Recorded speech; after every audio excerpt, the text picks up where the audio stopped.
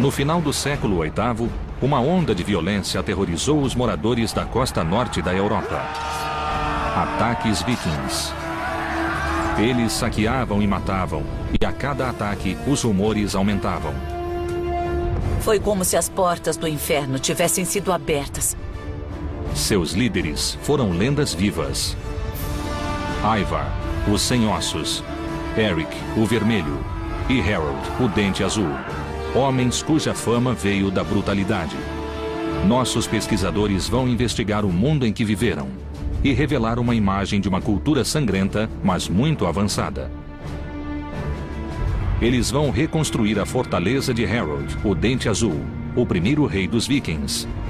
Encontrarão sinais ocultos de uma cidade guerreira sob ruas modernas e vão examinar a tecnologia que deu uma enorme vantagem aos vikings. Com esses barcos, os vikings puderam retraçar o mapa da Europa. Barcos como esses levaram exploradores vikings como Eric o Vermelho e Leif Erikson aonde ninguém ainda fora. Usando computação gráfica, vamos reconstruir uma civilização extraordinária e revelaremos o mundo perdido dos vikings.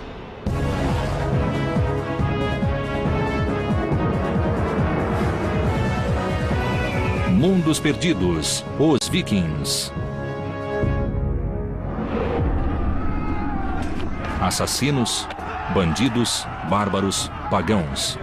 Embora a cultura viking tenha morrido há mais de 1000 anos, sua reputação permanece.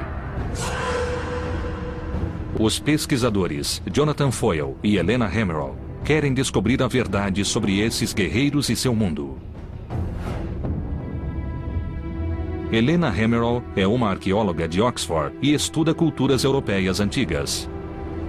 Um dos mistérios genuínos sobre esse período é o motivo de os vikings surgirem. O que os levou a atacar e também a colonizar da forma que fizeram.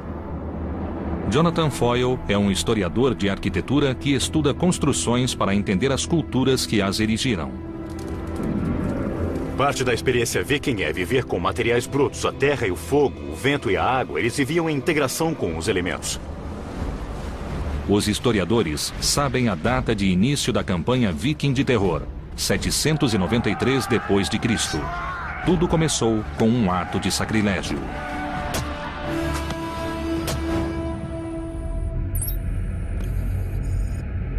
Jonathan viajou para Lindisfarne, na costa nordeste da Inglaterra. Havia um monastério aqui. Na época, era um dos santuários mais sagrados da cristandade. Nós herdamos uma imagem dos vikings como sendo piratas sedentos de sangue, e essa reputação surgiu aqui, em Lindisfarne. As notícias do ataque viking espalharam-se depressa pela Europa. Richard Oran explica. Este foi o primeiro ataque a um centro muito importante. Este foi o lugar em que um ataque aconteceu pela primeira vez. E psicologicamente foi o ataque que levou as pessoas a acreditarem que o apocalipse chegara. O ataque foi uma surpresa. Ninguém sabia dos vikings até os barcos surgirem no horizonte. Os monges do monastério não podiam acreditar que alguém pensaria em atacar seu santuário. Mas, como Jonathan descobriu, os vikings sabiam exatamente o que faziam. O que havia aqui para os vikings? Saque. Objetos valiosos, pequenos objetos de metal e coisas assim. Mas eles também queriam escravos, que eram uma cara mercadoria. O mosteiro era famoso pelas relíquias e tesouros. Sua única proteção era a fé. Acreditavam que ninguém ousaria violar o solo sagrado. Eles não tinham defesas, era um mosteiro. Mas eles deviam ter uma muralha ou coisa assim ao redor do mosteiro. Algo como isso aqui. Tinham, sim, um muro que circundava todo o lugar. Ele separava o espaço sagrado interior do mundo externo. Mas era, de fato, apenas uma linha de demarcação. Subindo até o ponto mais alto da ilha, Jonathan e Richard criaram uma imagem da comunidade que os vikings destruíram. O que os vikings viram por aqui há mais de 1000 anos? Certamente nada como isto. Nenhuma das construções de pedra que vemos agora. Não havia nada parecido, nada disso existia. Era uma comunidade monástica. Mas onde vemos a igreja paroquial ali e a igreja do priorado aqui, era o local do mosteiro saqueado pelos vikings. Em vez de construções de pedra, pense em madeira. As estruturas simples de madeira de Lindisfarne eram assim em 793. Essas construções modestas continham, no entanto, um tesouro de riquezas e eram um alvo perfeito para os vikings pagãos. Este lugar era muito mal defendido, feito de material inflamável, e não seria difícil para os vikings chegarem em alguns barcos e destruírem todo o mosteiro. De modo algum. Não havia nada aqui que resistisse a eles, e se quisessem destruir, podiam apagar esse lugar da face da terra. Os ataques vikings eram rápidos. Eles chegavam de surpresa, atacavam, matavam, saqueavam e queimavam. Lindisfarne ficou em chamas, criando um padrão para os ataques vikings. O monge Alcuin, que estava na corte do imperador na Europa, escreveu cartas de condolência. Ele soubera das coisas terríveis que aconteceram aqui e, basicamente, elas foram colocadas por escrito e isso as marcou para sempre como um grande evento. E o que eles pensaram sobre esses estranhos cabeludos que provocaram tantos danos? Devem ter ficado atônitos. Basicamente, eles o consideraram como as tropas do anticristo. Esse era um exército pagão que matava homens de Deus.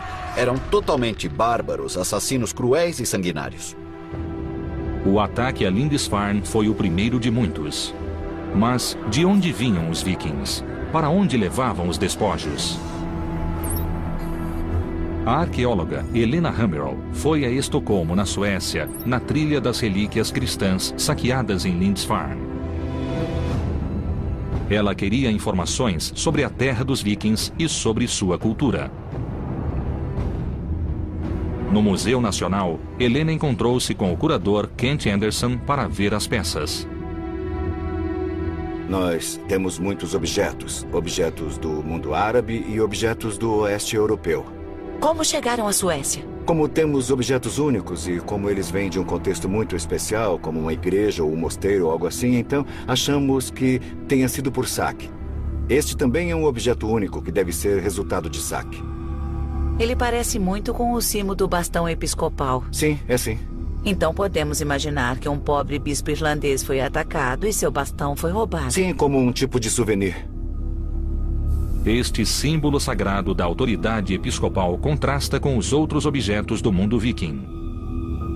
Espadas são os objetos mais valorizados pelos museus. A arma viking de mais prestígio era a espada longa, cuja lâmina valia 16 vacas leiteiras. O guerreiro que a possuía tinha status elevado. No museu, Kent mostrou a Helena achados arqueológicos desconcertantes que indicam sacrifícios animais e humanos. Isto é parte de um crânio e de esqueletos de um túmulo que continha 3 indivíduos. 2 deles com as cabeças cortadas. Isso deve ter sido um sacrifício humano. Como sabemos que eles foram sacrificados? Bom, isso pode ser visto nos ossos, realmente. O que é isto? Marcas de cortes. Marcas. Estou vendo. Meu Deus. Sacrifícios humanos seriam uma prática chocante para o mundo cristão antigo. Sim, devem ter Isso, sido. obviamente, sugere um outro tipo de ideologia e de visão do mundo. E por que isso ocorreu? Eles eram criminosos? Eles fizeram algo errado e estavam sendo punidos? Não, eu acho que não. Essa era a melhor oferenda que se fazia aos deuses. Então, se quisesse oferecer mais que um cavalo ou vaca, iria sacrificar talvez um escravo ou... exato. Meu Deus. Sacrifícios humanos eram parte do funeral de um grande guerreiro ou líder. Os objetos encontrados em locais fúnebres trouxeram muitas informações sobre a cultura viking e nos ajudaram a completar a imagem do mundo viking. Nossos pesquisadores estiveram em Lindisfarne, onde surgiu a fama dos vikings como assassinos sanguinários. Viram objetos saqueados dos santuários cristãos europeus. Jonathan Foyle foi ao extremo norte da Dinamarca para revelar os segredos de um cemitério viking. Ele foi ao sítio de Lindon Oe. No final do século XIX, arqueólogos cavaram 4 metros de areia e acharam túmulos muito bem preservados. O especialista local, Lars Christian Norba, foi o guia. Lars, este é um sítio impressionante, não é? Fica no alto de uma colina, e então é o lugar perfeito para ser enterrado. As pessoas aqui eram de uma aldeia comum. O local foi preservado pelas dunas de areia, que chegavam a 4 metros de altura aqui. Então, o dobro da minha altura. É. De areia. É, cobrindo tudo.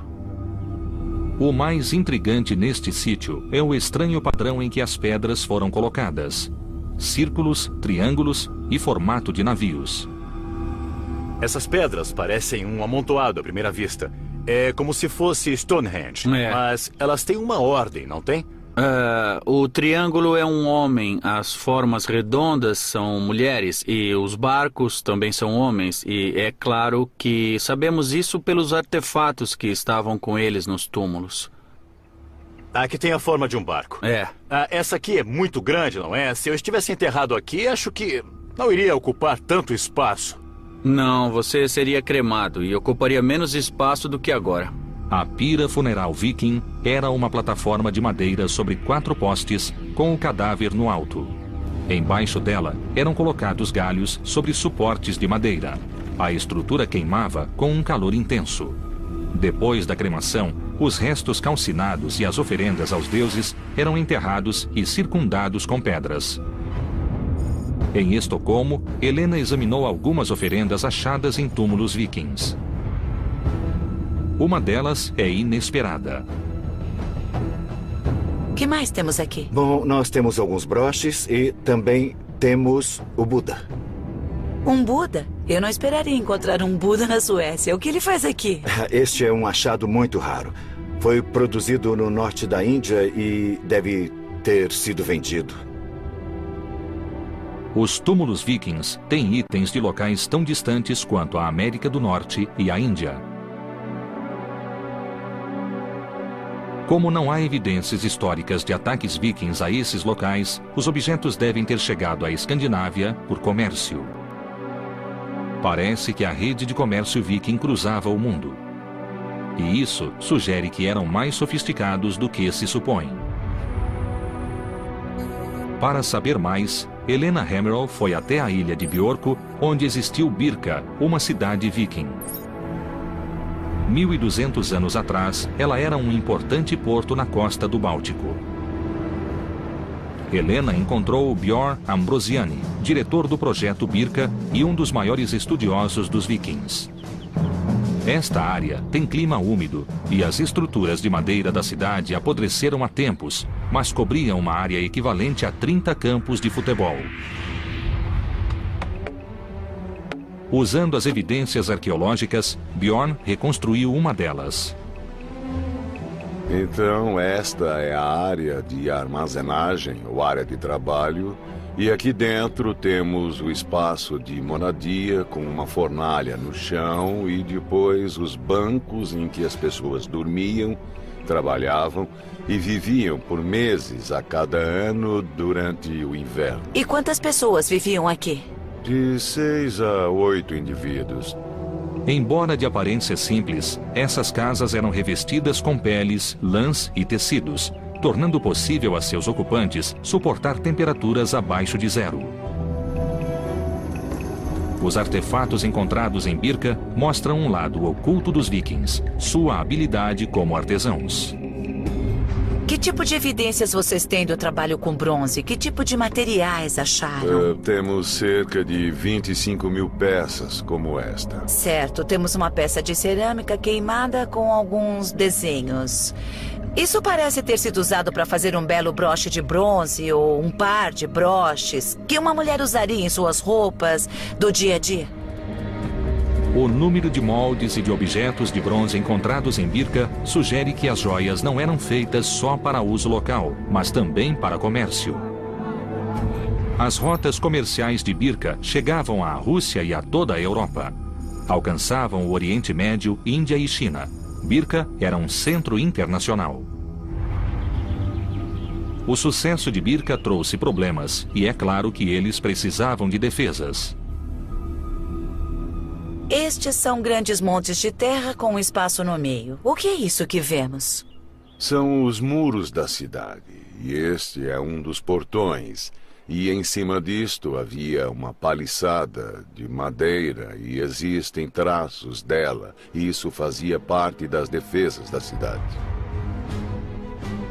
As defesas circundavam uma área de mais de 445 mil metros quadrados e indicam um equívoco atual sobre a cultura viking, pois os muros de Birka foram construídos para bloquear os homens que os moradores chamavam de vikings.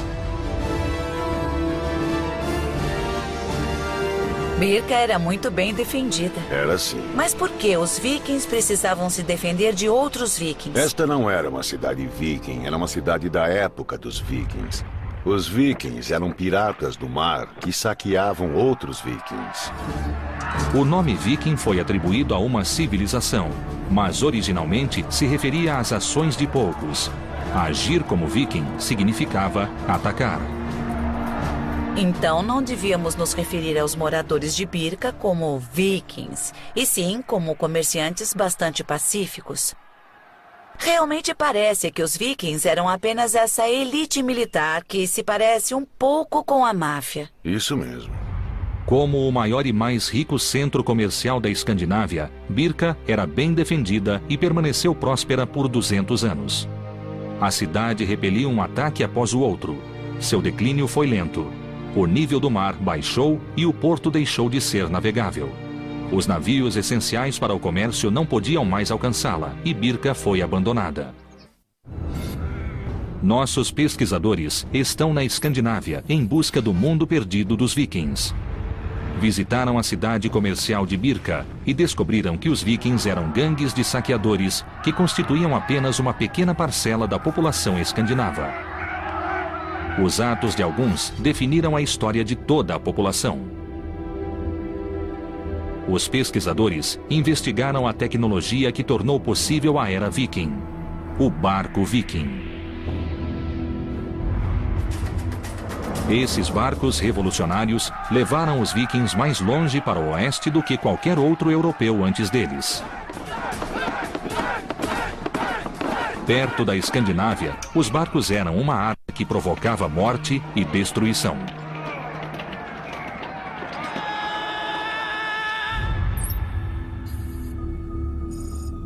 Jonathan Foyle visitou o Museu de Barcos Vikings em Oslo, na Noruega. Ele queria ver o barco Oseberg, encontrado em um sepulcro em 1903.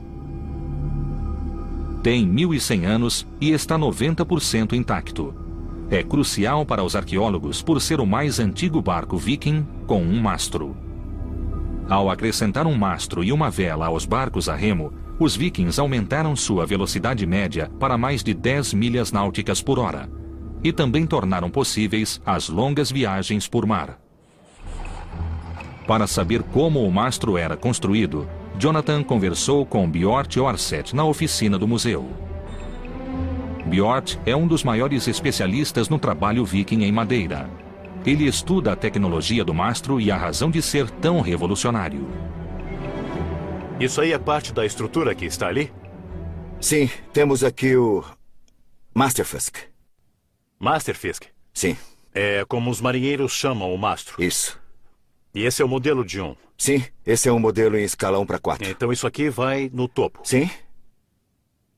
E depois nós colocamos isto como trava. Incrível, você encaixa isso aqui e isso não se move mais. Não. O peixe do mastro, assim chamado por ter forma de peixe, mantinha o mastro no lugar. Ele ajudava a distribuir o impulso do vento igualmente por todo o barco, o que evitava que o mastro quebrasse com ventos fortes. O mastro era removível, o que permitia que os barcos vikings passassem sob obstáculos que bloqueariam barcos com mastros fixos. Era preciso ser muito hábil para pilotar esses barcos. Ao lado do barco Oseberg, encontramos Knut Pasch, especialista em barcos vikings. Onde ficaria o nível da água aqui, no lado do barco? Dá para ver, é onde forma 90 graus, este ângulo aqui. Nesta área aqui. Isso. Então, se inclinasse mais de 9 graus, de fato afundaria imediatamente. Então existe um ajuste de equilíbrio muito delicado nesse barco. Depois de 1.100 anos, ainda se nota a habilidade dos construtores. Está extremamente bem preservado, como se pode ver. E esse ferro não enferruja. Então esses são mesmo os rebites originais? Sim, são sim. Os rebites são feitos de ferro encontrado em pântanos e que não enferruja. Mas o material mais importante era a madeira do casco do barco. É feito de carvalho, 100% carvalho. Quantas árvores seriam necessárias para um barco como este? 80 seria um bom palpite. 80 árvores. Esse é um grande investimento, então. Sim, eles certamente eram caros. Quantos barcos havia numa frota? Temos registros escritos que falam em cerca de 50 e até 100 barcos ao mesmo tempo. Então, 80 árvores vezes 100. Aham. Estamos falando de 8.000 árvores. Isso é um grande desmatamento. Por usarem carvalhos que demoram 150 anos para crescer, os barcos vikings mudaram a paisagem local e a navegação para sempre. Há uma essência dos vikings nesses barcos. É onde imaginamos que os vikings estivessem em alto mar. Mas, ao ficar face a face com um barco viking de 1000 anos, sentimos um respeito real por sua engenhosidade, por sua destreza e pura determinação. A habilidade e a determinação dos vikings é aparente no Museu Roskilde, na Dinamarca. Helena veio investigar como o projeto revolucionário dos barcos mudou o mundo viking. Ela esteve com Turi Müller, que constrói barcos com técnicas e tecnologias vikings. As ferramentas que está usando são similares às que eles usavam na era viking? Tentamos fazer o mais igual possível. Podemos ver pelas partes escavadas. Algumas vezes não conseguimos achar todas as ferramentas que vemos nas marcas no barco. Que sistemas de medida usavam? Sabemos o que usavam na era viking? Para fazer isso? Não sabemos. Existem muitas teorias, mas na construção de barcos tradicionais, a gente faz isso pondo ao lado. Sim, então usavam padrões. Sim. Quanto tempo se leva para construir um barco como este em que você está trabalhando? Levou 4 anos e meio com o trabalho de 5 homens. Mas eu acredito que eles provavelmente preferiam construir com muito mais gente que isso, sabe? Uma equipe maior, é. Sim. Cada barco exigia muitos homens e recursos. Dentro do museu, existem vários barcos vikings descobertos no fiord nos anos 60. Eles nos mostram mais detalhes do projeto viking. Com Anton Ingler, curador do museu, Helena examinou vários barcos vikings. Este foi o auge da construção de barcos vikings. Décadas de experiências produziram uma forma quase perfeita. Este era um verdadeiro barco viking, usado para aplicar a lei? É, um grande escandinavo homem de guerra. Todos os barcos vikings, inclusive o homem de guerra, têm as mesmas características. Primeiro, a quilha e as vigas mestras eram presas da proa à popa. Vigas de sustentação apoiavam uma plataforma na qual ficava o peixe do mastro. As tábuas do barco eram superpostas verticalmente e presas com rebites. O barco tinha 3,5 metros de largura e 30 de comprimento. Por último vinham os escudos de proteção, os remos, o leme, o mastro, o cordame e a vela. O homem de guerra levava de 70 a 80 vikings e sempre havia 60 remando. Seu casco raso tornava possível ir a qualquer lugar. Este barco tinha um casco de não mais de 3 pés ou 1 metro. E isso tornava possível navegar em qualquer rio da Europa. Então, esses eram barcos muito flexíveis que podiam cruzar um oceano, subir e descer a costa e também podiam navegar terra adentro. Poderia chamá-los de barcos anfíbios. Essa flexibilidade foi crucial para seu sucesso, pois podiam atacar rio acima, longe da costa. Helena queria descobrir como era a vida a bordo, e Anton lhe mostrou uma das réplicas.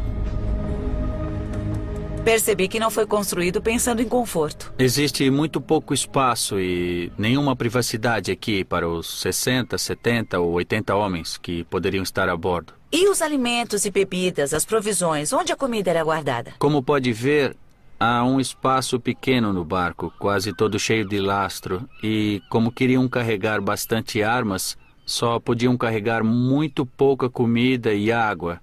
Em 2 semanas ficariam sem nada. Então, a cada 2 semanas, precisavam ter certeza de poder ir à terra para obter suprimentos. Isso. Apesar da falta de espaço, os barcos eram ideais para a exploração. E líderes vikings como Eric o Vermelho e Leif Erikson conseguiram percorrer enormes distâncias.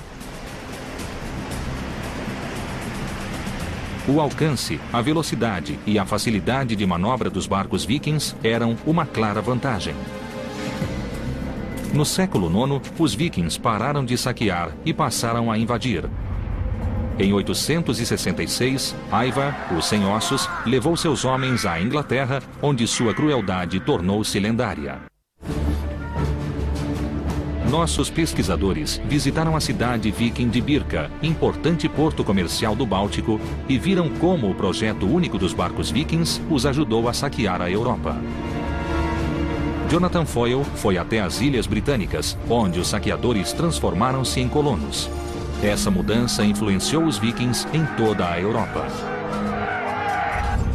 Em 865, o líder viking Ivar, o Sem Ossos, partiu com seus homens.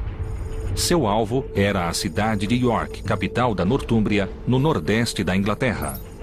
Jonathan visitou a cidade para descobrir como ela era quando os vikings estavam se aproximando.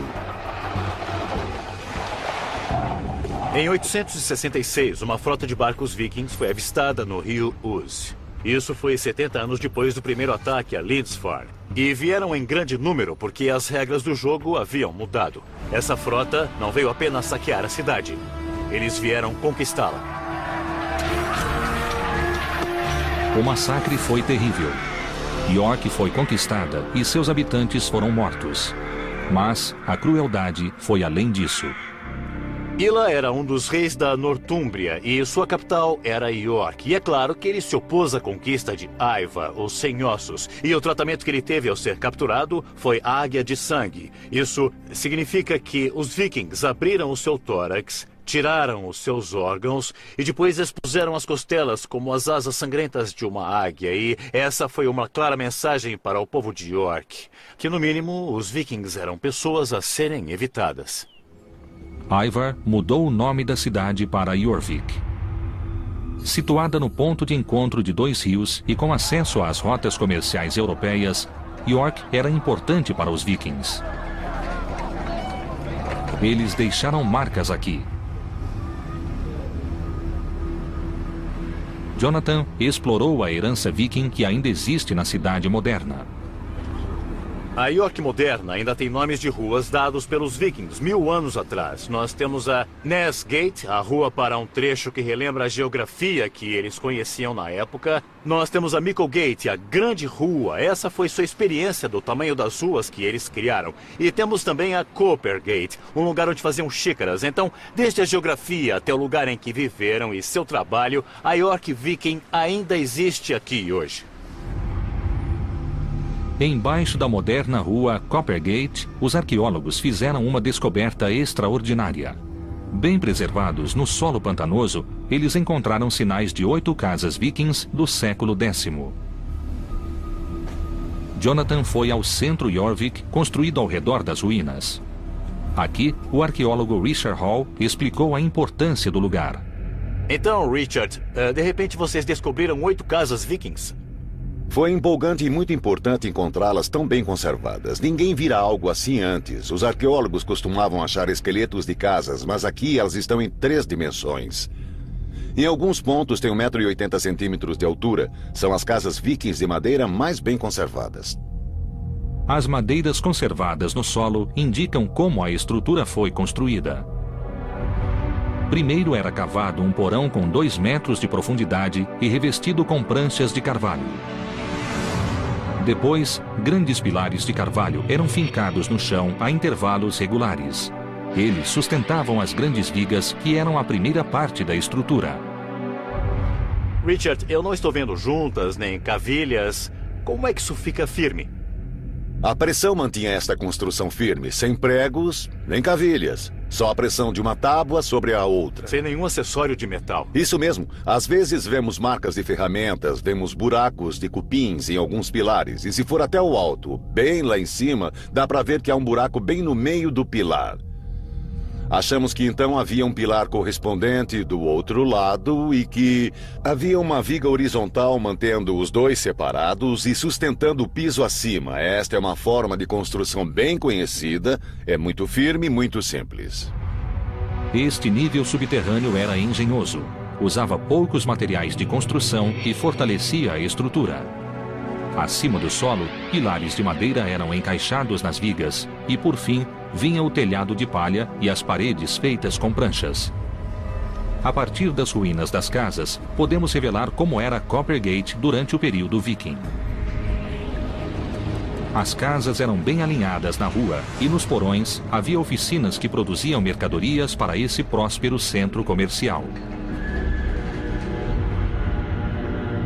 O solo pantanoso incomum de Coppergate também revelou milhares de objetos que proporcionam um vislumbre do mundo viking.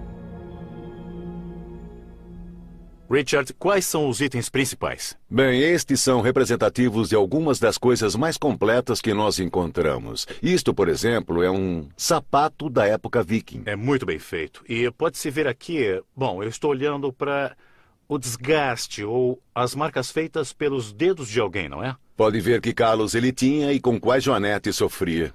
E isto parece ser o cabo de uma bengala. Bem, quando você come, isto é o que sai pelo outro lado. Os arqueólogos guardam coisas estranhas. Mas isto tem muita informação, diz o que eles comiam e aprendemos sobre a dieta viking. Achamos tigelas de madeira como esta e Coppergate era a rua dos fabricantes. Era aqui que colocavam a comida. Eles gostavam de escolher a melhor madeira para essa finalidade. Eles eram mestres com a madeira, não eram? Isso é chifre de veado, o plástico da era viking. Eles não desperdiçavam nada. Não, eles se asseguravam de usar as matérias-primas do melhor modo possível e extrair o máximo do que tinham. Jonathan esteve na Escandinávia para entender o mundo perdido dos vikings. Mas aqui em York, ele encontrou um de seus habitantes. Richard, eu estou finalmente face a face com um viking. Face a face com um habitante de Jorvik 1000 anos atrás. Alguém que teve um triste fim. Se olhar cuidadosamente para o esqueleto, verá que tem diversas marcas causadas por ferimentos de lâminas. Então, achamos que ele morreu em uma batalha.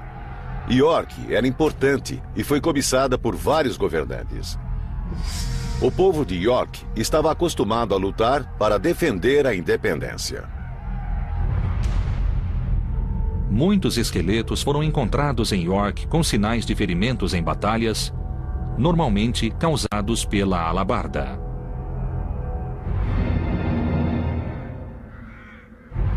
Sob o governo viking, Jorvik tornou-se um próspero porto, um importante centro de comércio internacional e uma base para novas conquistas.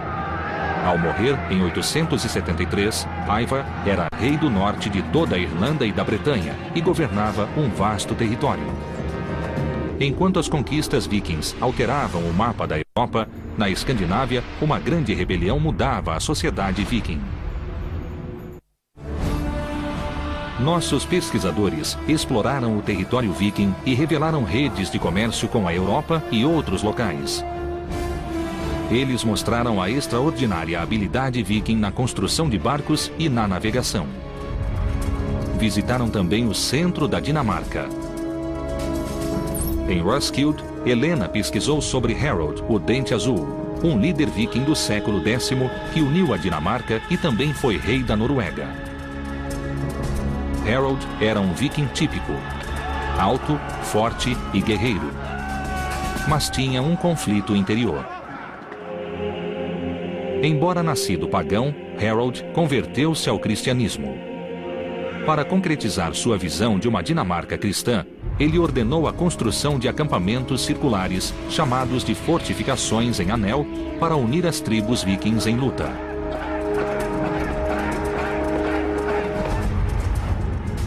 4 desses sítios, construídos com precisão geométrica, foram identificados pelos arqueólogos. Helena foi a Trelleborg para investigar como eram construídos. Ela se encontrou com Mads Sterne, especialista na construção das fortificações. A construção foi iniciada em 975. Tudo isso foi parte de uma grande mobilização militar na Dinamarca nessa época. Embora Harold não tenha escrito por que construiu as fortalezas, temos uma boa ideia do que deve tê-lo motivado. Ah, sim. Podemos ver por dentro? Sim, claro. Eles foram para uma das barreiras para ter uma visão melhor do sítio. Em cima da barreira de terra havia uma cerca de madeira. Sim, era assim. Essencialmente... E havia um caminho no alto da barreira. Também era fácil andar ao redor e cruzar os portões. E havia, é claro, pontes para que pudessem mover as forças muito depressa ao redor de toda a fortaleza quando acontecia uma batalha. Agora podemos revelar como essa fortificação era impressionante quando vista de fora. Rodeada por uma paliçada de carvalho com 7 metros de altura, ela era guardada por guerreiros de elite. Acreditamos que havia cerca de 400 a 500 guerreiros aqui. E as famílias de alguns deles provavelmente moravam ali. Acabou sendo não só uma base militar, mas também um tipo de comunidade local. As fortificações em Anel funcionavam como centros regionais de controle e de coleta de impostos e como símbolos do poder de Harold, o Dente Azul. Devia haver fazendeiros que traziam provisões para os guerreiros. A ideia é que o rei e seus homens viajassem de uma fortaleza para outra e quando acabavam os víveres, eles seguiam para a próxima. Então o rei estava literalmente viajando pelo país e consumindo os impostos, praticamente comendo os impostos. Sim, é isso mesmo. A construção dessas fortalezas consumiu muitos recursos. A construção de Trelleborg exigiu o trabalho de centenas de homens durante 6 anos e usou mais de 9.000 carvalhos. Foi necessário muito trabalho, realmente. Devem ter sido uns 1.000 homens trabalhando aqui, pelo menos. O muro da fortaleza era um anel de terra com 135 metros de diâmetro, 17 metros de espessura e 7 metros de altura, rodeado por um fosso de 4 metros com estacas afiadas. Em cima disso, havia uma paliçada e um caminho. 4 portões permitiam a entrada ao centro do forte, criando um símbolo arquitetônico da cristandade, uma cruz gigantesca. Só havia uma pessoa que poderia ver isso e, na verdade, era Deus no céu.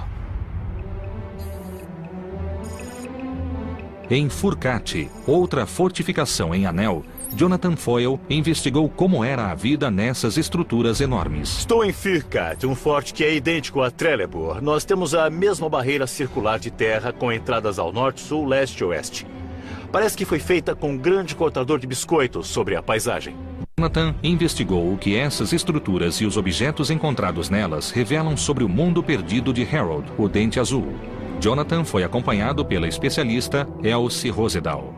Você deve ter descoberto com os objetos a dimensão humana. Como essas construções eram usadas e o que elas dizem a você? Essa uniformidade de planos sugere que o uso era puramente militar em todas elas, mas pela distribuição dos objetos encontrados, você pode ver que mesmo que as casas tivessem todas o mesmo layout, tinham funções diferentes. Estas foram estruturas estranhas que surgiram em uma situação política muito específica. Elas foram construídas e não há nada igual em nenhum lugar. Já procuramos em todo o mundo. Com as descobertas em Furcate, os arqueólogos reconstruíram a aparência das construções que existiam aqui. Com 30 metros de comprimento por 8 de largura e sustentadas por mais de 50 estacas inclinadas, as construções eram o foco da vida. Ao reconstruir uma casa em Furcate, os arqueólogos viram que a construção exigia tanto esforço e conhecimento quanto a construção dos barcos vikings. Mas ainda existem dúvidas sobre seu projeto singular. Eu estou perplexo no limiar deste mundo viking. A sensação dominante por aqui é da madeira. Ela o rodeia, é quase como uma tenda de madeira. Tudo que se vê é madeira ou escuridão. Tudo isto é carvalho sólido. Todas as estacas estão fincadas no solo. Eles eram mestres em tudo que usava madeira, como sabemos pelos barcos. E por que a parede é curva? Bem, houve muitas sugestões e uma delas, a ideia do barco, não é muito provável. Mas pode ter sido para que houvesse mais espaço ao redor do fogo. No interior, Jonathan sentiu como era a vida nessas grandes salas. Eu não sei se sou eu, mas eu sinto vontade de ficar o mais perto possível do fogo. Isso reflete o uso da casa no passado? Coisas importantes aconteciam nessas grandes salas, como, por exemplo, apresentações de poesia. Também havia todo tipo de acrobacia e coisas assim. Reconstruindo o plano da fortaleza, como era no reinado de Harold, o Dente Azul, vemos Furcate como uma estrutura monumental projetada para a guerra, mas que também era o foco da comunidade e da sociedade viking durante as épocas de paz. Porém, as fortalezas não sobreviveram ao homem que ordenou sua construção. Vikings pagãos rebeldes, liderados por seu filho, insurgiram-se contra Harold e sitiaram suas fortalezas sagradas. Houve uma revolta, liderada por seu filho Ven, o Barba Fendida, e ele foi morto. Depois dessa revolta, o novo governo não se interessou pelas fortalezas e elas foram abandonadas. Então, de fato, são fracassos. Mas fracassos esplêndidos. Você seria a última pessoa que eu pensaria que chamasse isso de fracasso por causa do envolvimento e do amor que tem por elas. As descobertas de Jonathan em Furcate revelaram a vida nessas fortalezas e também o mundo viking em transição de tribos pagãs para reinos cristãos. A civilização viking progrediu muito em 250 anos. Eles tiveram muito sucesso no que fizeram. Primeiro saqueando e depois colonizando e se fixando nas costas do Atlântico Norte. Os descendentes de Harold governaram um império que incluía Inglaterra, Noruega e Dinamarca. E os vikings fixaram-se em toda a Europa e além dela. Nossos pesquisadores descobriram que a influência viking, iniciada com a violência dos saqueadores e fortalecida com o comércio, só foi possível pelos barcos vikings. Seguindo uma trilha de pistas, eles revelaram que o mundo viking não desapareceu. A capacidade de adaptação e de evolução dos vikings levou-os a criar uma cultura nova e versátil. Essa foi uma civilização mutável, movida por tecnologia revolucionária, governada pela riqueza e que, por quase 300 anos, manteve um império que ainda é visível em muitas cidades. Este era o mundo perdido dos vikings.